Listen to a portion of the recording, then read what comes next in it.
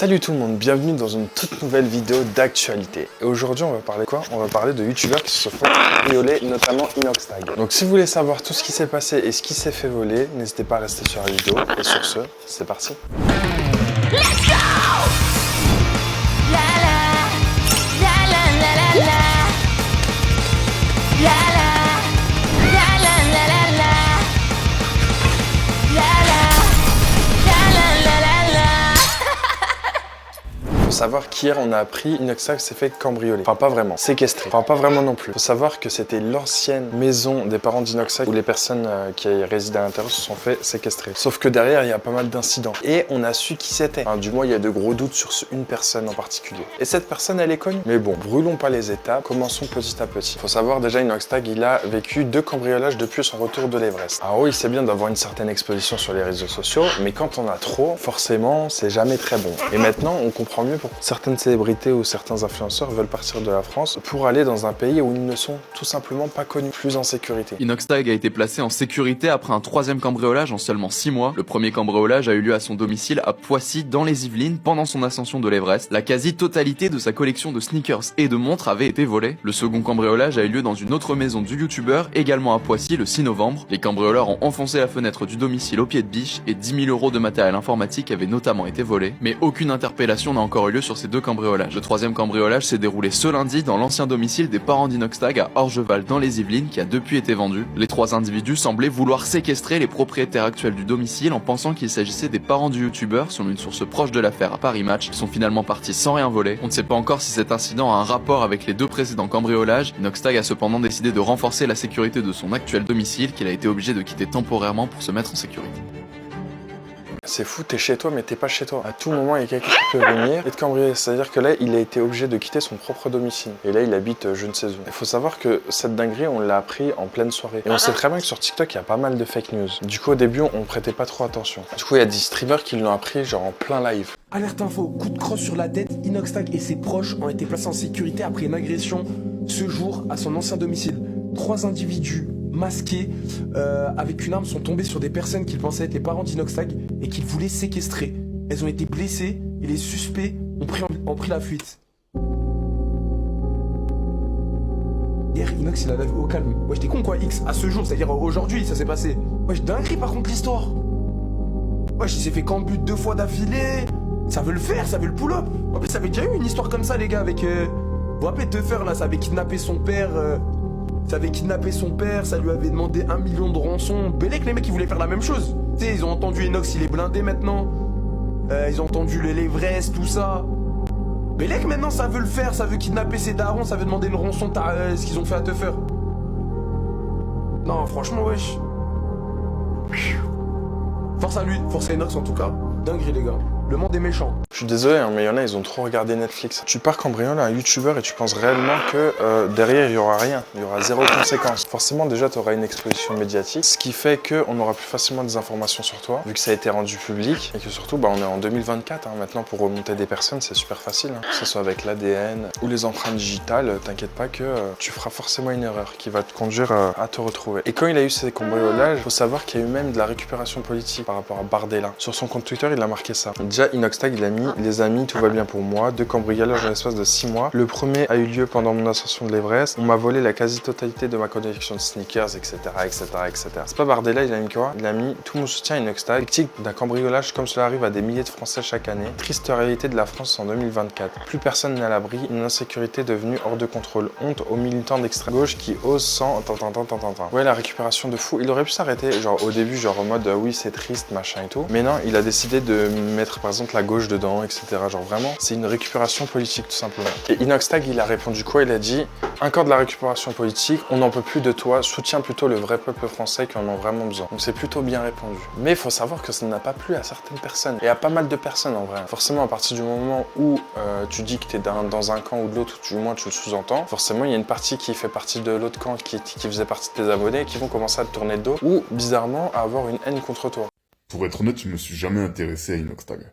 Et ce qui vient de se passer là me confirme que j'ai eu raison. Alors pour ceux qui sont pas au courant, Inoxtag a été cambriolé. Ce dernier l'a annoncé sur les réseaux, suite à quoi Jordan Bardella a tweeté un message de soutien pour Inoxtag. Et dans ce tweet, il souligne la situation de la France actuelle. Une situation qui est la vérité, on peut pas le nier ça. Et suite à ça, Inoxtag a envoyé bouler Bardella, avec un manque de respect total, en se plaignant de récupération politique. Mais gars, tu es un gamin.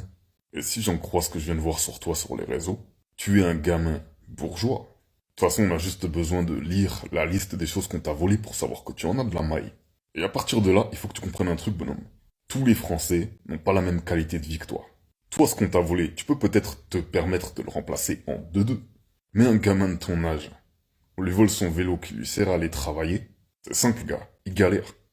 Il galère, c'est tout. Il va manger des pâtes pendant 1 mois pour espérer pouvoir se m'acheter un autre d'occasion le mois d'après, s'il y arrive. Tout ça pour pouvoir continuer à aller travailler et galérer. C'est ça la réalité, bonhomme. Et toi, tu cries à la récupération politique, mais c'est un constat d'urgence, gars. Peut-être que toi, tu ne te sens plus concerné par cette urgence parce que tu n'es plus dans cette catégorie de Français. Peut-être que ta notoriété te l'a fait oublier, mais tu n'es pas seul. Les cambriolages, les rackets, les vols de téléphone, les vols à l'arraché aux distributeurs. Tout ça en France, gars, c'est un quotidien. Alors peut-être que tu es encore trop déconnecté pour t'en rendre compte, mais c'est un quotidien. Tu es un gamin irrespectueux, bourgeois et déconnecté de la réalité. Après, c'est ça le problème avec ces gens-là, c'est qu'ils voient que ce qu'ils veulent voir. Pas d'un cambriolage. Qu'il soit millionnaire ou qu'il soit découvert, ça change rien. Dans le sens où un cambriolage reste un cambriolage. Il y a quand même une personne qui est rentrée dans ton intimité, dans ta demeure, dans ton truc. Comment tu veux te sentir à l'aise chez toi et tout? Quand tu sais qu'il y a une personne qui a touché tes vêtements, qui a ouvert tes tiroirs, qui a un machin, qui est venu dans ta pièce, t'arrives pas à dormir tranquille. Donc c'est même pas une question de qu'on m'a volé ça, qu'on m'a volé ci. Parce qu'à la fin, ça reste que du matériel. C'est pour ça que dès que les gens se font cambrioler ou quoi que ce soit, ou sont victimes de séquestration, ils déménagent parce qu'ils n'arrivent plus à vivre dans la maison actuelle. Et souvent, ils déménagent pour avoir quelque chose de même moins bien. Donc, au long terme, ils sont même perdants. Mais comme on a dit, c'est le moral avant tout. Mais ça, il y a encore des gens en 2024 qui ne comprennent pas et qui ont tout simplement cette jalousie sur le fait que c'est toujours l'argent, l'argent, l'argent. Oui, les millionnaires, ils peuvent se le racheter. Oui, bah oui, c'est sûr. Mais après, tu sais, il n'y a pas que des biens matériels. Hein. Et même si c'était des biens matériels, il y a aussi des biens qui ont une valeur sentimentale. Le truc qui peut valoir 2 euros, mais à tes yeux, ça vaut des millions, tu vois, ça vaut tout l'or du monde. Parce que ça vient d'une certaine personne que tu apprécies ou autre, et qui fait que tu as vraiment envie de le retrouver, ou vraiment que tu n'as pas envie que ça soit volé. Et pourtant, c'est rien du tout. T'aurais préféré qu'on te vole, je sais pas moi, 200 000 euros plutôt que ça. L'affaire est même apparue sur TPMP. Bon, après, j'ai envie de te dire, ça choque personne. Hein. TPMP, dès qu'il se passe quelque chose, ils sont les premiers à prendre l'affaire. On va parler d'Inoxtag. Inoxtag, l'ancien domicile des parents d'Inoxtag a été visé par une tentative de cambriolage violente dans les Yvelines et maintenant il est placé sous surveillance policière, Inox. Alors surveillance policière, je ne sais pas, mais je vais revenir sur les faits. En fait, ça s'est passé hier. Il y a eu une tentative de homejacking à Orgeval, en banlieue parisienne. Une habitante d'une maison qui sort à 7h du matin de chez elle, probablement pour se rendre à son travail, et 3 hommes cagoulés qui, en fait, étaient cachés à côté, qui lui sautent dessus. Et qui commence à la braquer. Cette femme, elle se met à crier. Son mari, qui est dans la maison, descend rapidement pour la défendre et parvient à faire fuir les agresseurs après un échange de coups. Les agresseurs derrière eux laissent tomber une arme factice. Et puis il y a des images de vidéosurveillance, donc il y a des éléments. Mais pourquoi ce n'est pas une affaire banale? C'est qu'effectivement, cette maison qui est à Orgeval a été la propriété des parents du youtubeur Inoxtag. En fait, ils l'ont eu jusqu'en 2020, ils l'ont vendu après, mais là encore, depuis 2020, il y a régulièrement des personnes qui passent devant cette maison, qui croient que c'est encore la maison des parents d'Inoxtag et donc qui cherchent le youtubeur. Donc, évidemment, pour les enquêteurs, ils font le lien entre cette tentative de homejacking et les 2 cambriolages qui ont eu lieu ces derniers mois et qui ont visé des domiciles d'Inoxtag. Je rappelle qu'il y en a un pendant qu'il faisait l'ascension de l'Everest il y a quelques mois et un début novembre dans un appartement qui lui appartient mais qui était loué. Et donc évidemment, c'est très inquiétant pour lui. Là, le lien entre ces 3 affaires n'est pas fait, mais les enquêteurs y travaillent. Et évidemment, donc il est sous surveillance. Et effectivement, c'est ce qu'a Paris Match explique qu'il a donc été extrait de chez lui, qu'il est protégé, que ses proches sont protégés, mais je ne sais pas si c'est par la police ou si c'est par une sorte de société privée. D'accord, mais en tout cas, c'est un truc de fou. Très inquiétant. Exactement. T'imagines, tu pars au travail, tu te fais agresser. Et tout ça parce que t'es dans l'ancienne maison d'un youtubeur. Et encore, c'est parce que les gens pensaient que le youtubeur résidait encore ici. Pour vous dire que même choper les informations, ils sont même pas capables parce que le youtubeur et les parents du youtubeur ne résidaient plus à cet endroit-là depuis 2020. Et le suspect numéro 1 dans cette affaire, c'est tout simplement un rappeur du 9-3 qui s'appelle Landy. Le rappeur Landy accusé du cambriolage d'Inoxtag Je vais vous lire les snaps d'un Snapchatter qui s'appelle Intellectuel, qui a mis pas mal de preuves qui ne sont pas des preuves. Mais en tout cas, il l'a mis sur son Snap et c'est ça qui a déclenché justement la rumeur. Je sors du silence car ce matin, il s'est passé la goutte de trop. Un mec a été cambriolé, ok, bon, pas grave. Mais là, ce matin, on a essayé de séquestrer ses parents. On va rétablir des vérités sur certaines Tintintin qui se cachent. Regardez bien le Snap d'après. C'est Landy, le rappeur du 9-3 qui a cambriolé Inoxtag. Et là, ce matin, ils ont essayé de séquestrer ses parents. C'est un gros Tintintin, aucune hashma. Vous allez voir, la news sortira demain matin. Dans tous les journaux, vous verrez. Jusqu'à il est parti jurer. Il a dit par Allah tout puissant, c'est vrai. Qui d'autre le savait? Et justement, Inoxtag, il a déjà parlé de ses cambriolages, enfin du moins d'un cambriolage, en live sur YouTube. Je me suis fait cambrioler. En fait, ça devait pas se savoir. Déjà, c'est quelque chose qui devait pas se savoir. Je sais pas pourquoi ça s'est su. C'est toujours délicat d'apprendre que je me suis fait cambrioler ou quoi. Ça en a fait une affaire de premier ordre sur Twitter. Bon, ça a tourné partout ce cambriolage. C'est la deuxième fois en un an que je m'étais fait cambrioler, mais tu vois, il y a eu beaucoup de débats autour de ce truc-là. Et bon, sur Twitter, il y a eu des gens qui ont dit ouais, bon, bien fait pour lui, fallait lui en prendre plus, etc.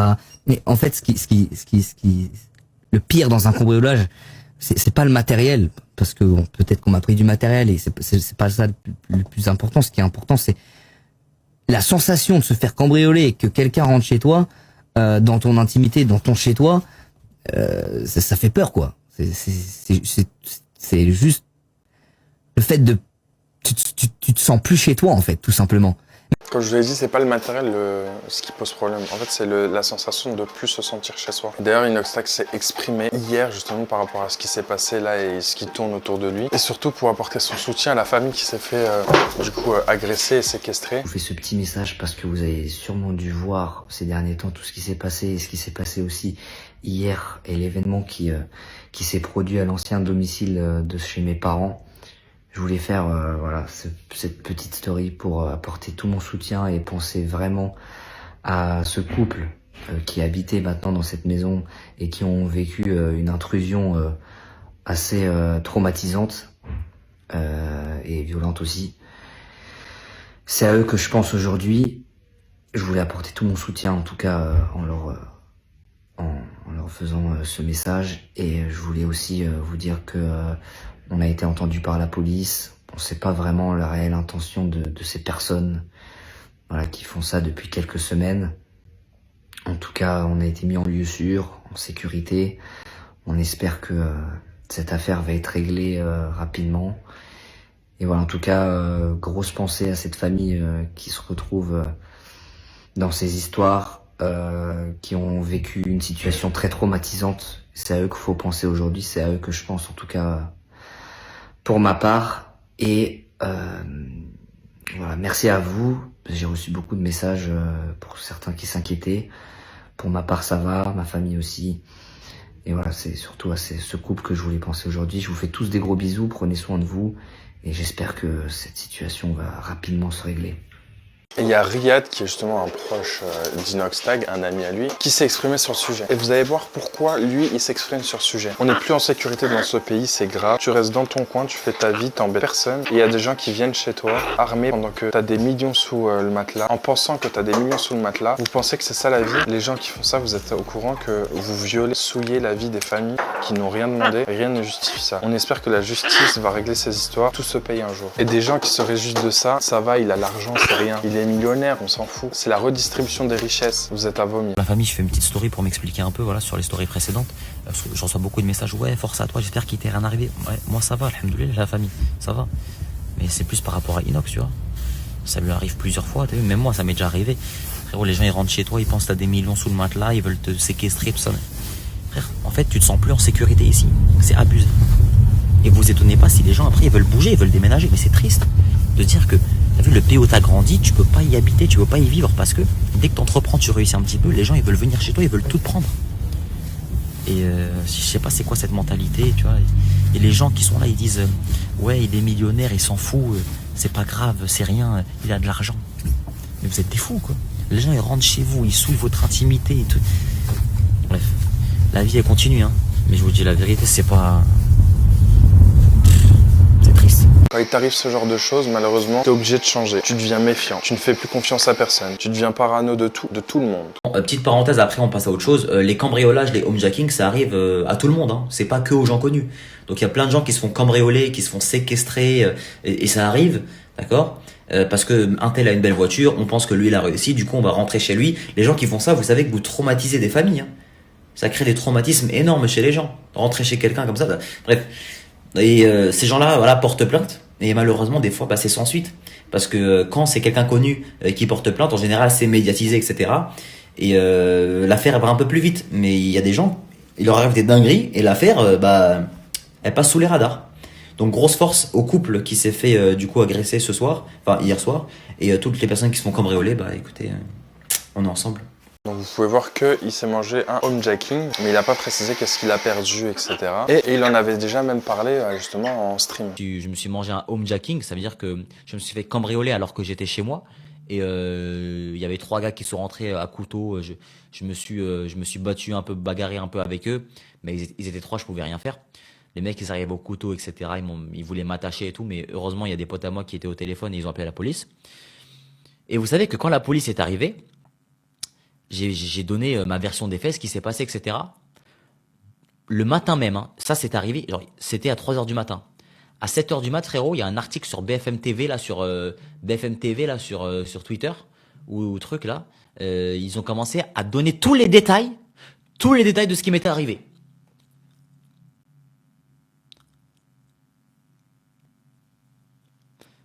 Des frissons ce jour-là. Ouais, non, mais oui.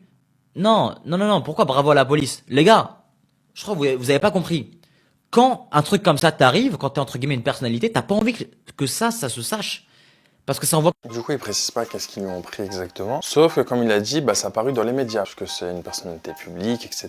Donc les infos fuitaient un peu comme ce qui s'est passé avec Inoxtag. Et il y avait Le Parisien qui avait posté ça. Riyad, victime d'un homejacking. Dans la nuit de dimanche à lundi, l'influenceur de 25 ans s'est fait agresser au domicile de ses parents à Magny-le-Hongre, en Seine-et-Marne. À 2h du matin, 3 personnes entrent par effraction. Ils sont armés d'un couteau qu'ils lui placent sous la gorge pour obtenir des objets de valeur. Ils repartent avec 3 téléphones portables, 2 montres Rolex et 1000 € de liquide. Total du butin, plus de 20 000 €. Riyad Belaïch était en compagnie de son frère et de sa compagne au moment de l'attaque. Le commissariat d'agglomération de Chessy a rapidement été saisi d'une enquête pour vol en réunion sous la menace d'une arme. Pour le moment, personne n'a été interpellé. Dernièrement, plusieurs célébrités ont été la cible de homejacking en région parisienne. En théorie, choisir ce type de cible garantit aux cambrioleurs de repartir avec un butin conséquent. En décembre, le gardien du PSG Alexandre Letellier, sa compagne influenceuse et leurs 2 enfants étaient visés. Le lendemain, c'était au tour de la chanteuse Vita. Et début février, c'était le compagnon d'Aya Nakamura, le producteur de musique Vladimir Boudnikov, qui avait été agressé.